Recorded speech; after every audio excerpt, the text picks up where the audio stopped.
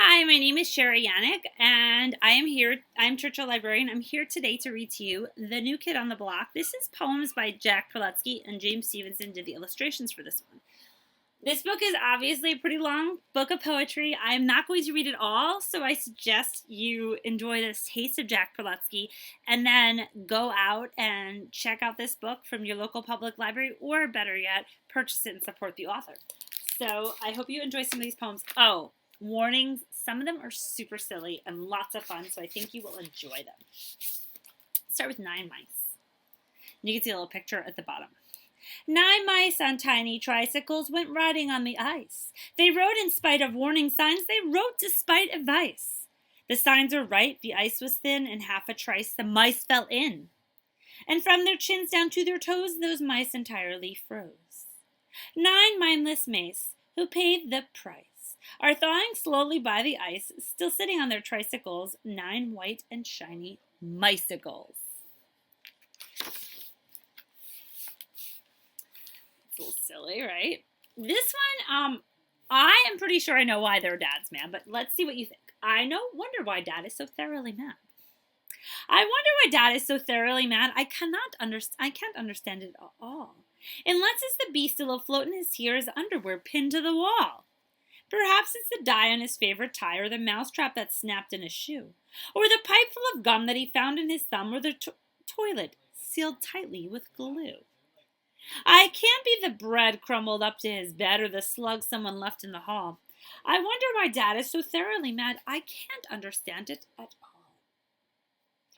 I definitely can understand it. What about you? I think there are lots of reasons why Dad is mad there.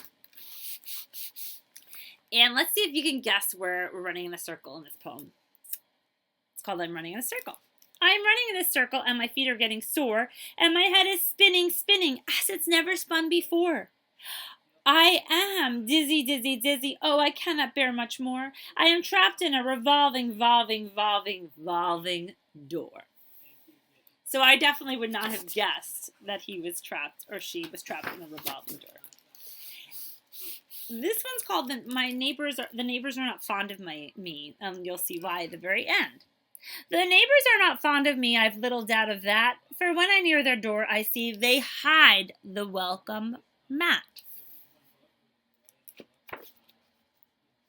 Pretty silly. Now I like a lot of Jack Prelutsky poems, but this is my absolute favorite. I think you'll see why, and I have to tell you that I love ice cream. I think my favorite ice cream flavor would be mint chocolate chip or toasted coconut or strawberry. None of those flavors are at this ice cream shop, and although I just told you I love ice cream, I don't think I would get anything at this shop. What about you? It's called Bleezer's Ice Cream. I am Ebenezer Bleezer. I run Bleezer's Ice Cream Store. There are flavors in my freezer you have never seen before. 28 divine creations, too delicious to resist. Why not do yourself a favor? Try the flavors on my list.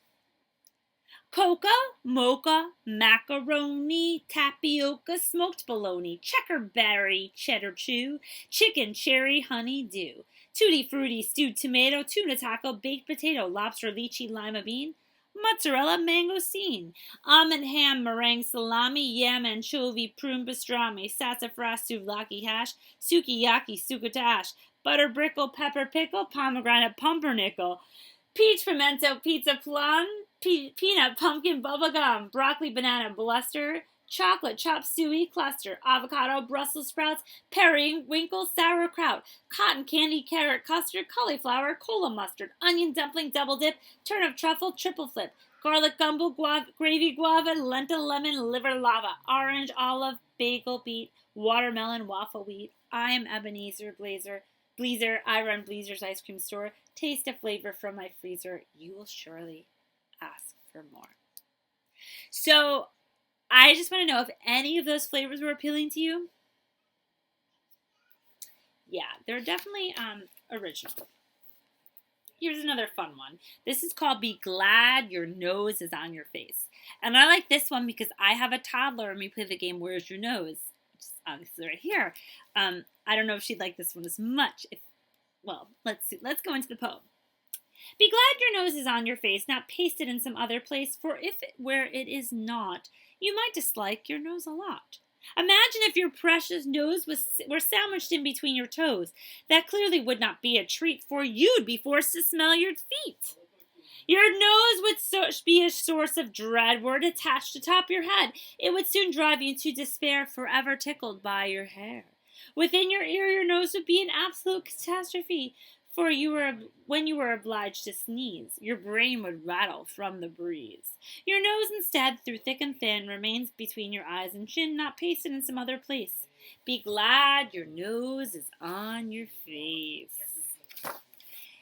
That one is a pretty silly one, and I like this poem a lot. I have a cat, and she's constantly doing things like climbing onto the top of a piece of furniture and falling off, and I'm always kind of shocked that she seems fine every time. And this is called, and so a lot of times we say that cats have 9 lives because they do things that humans, if we did them, we would not survive. So this is an alley cat with 9 lives left. So let's see what happened to this kitty. I'm an alley cat with 1 life left. I started out with 9, but lost the first in a knockdown fight with a cat named Frankenstein. My second went soon after that to something that I ate. My third went under a garbage truck. I noticed it too late. While strolling through the zoo one day, I heard an awful roar. I strayed into a lion's cage. So much for number 4. I lost my 5th one morning to a ton of falling bricks, then tumbled from a window ledge and gave up number 6. My 7th went to a St. Bernard. I was no match for him. My 8th was squandered in the lake. It seems I couldn't swim.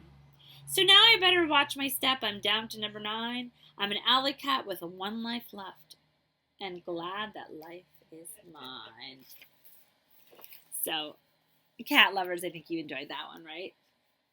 Now, I have to admit, I like chili. I made chili last week, and I ate a bunch.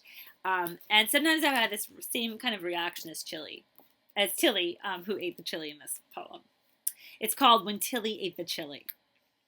When Tilly ate the chili, she erupted from her seat. She gulped a quart of water and fled screaming down the street. She coughed, she wheezed, she sputtered. She ran totally amok. She set a new world record as she raced around the block. Tilly's mouth was full of fire. Tilly's eyes were red with tears. She was smoking from her nostrils. She was steaming from her ears. She cooled off an hour later, showing perfect self-control, as she said, "What tasted chili? I should like another bowl." So have you ever met anybody who reacted in that way, felt like they were like on fire, but then they still wanted more? And I recently ate something that I kept saying was so spicy, but I kept eating it even though I was drinking lots of water. Okay, so we have one more poem, and this one is called Today is Very Boring. I'm wondering if you can relate if you've had a boring day like this. Today is very boring. It's a very boring day. There is nothing much to look at. There's nothing much to say. There's a peacock on my sneakers. There's a penguin on my head. There's a dormouse on my doorstep. I am going back to bed.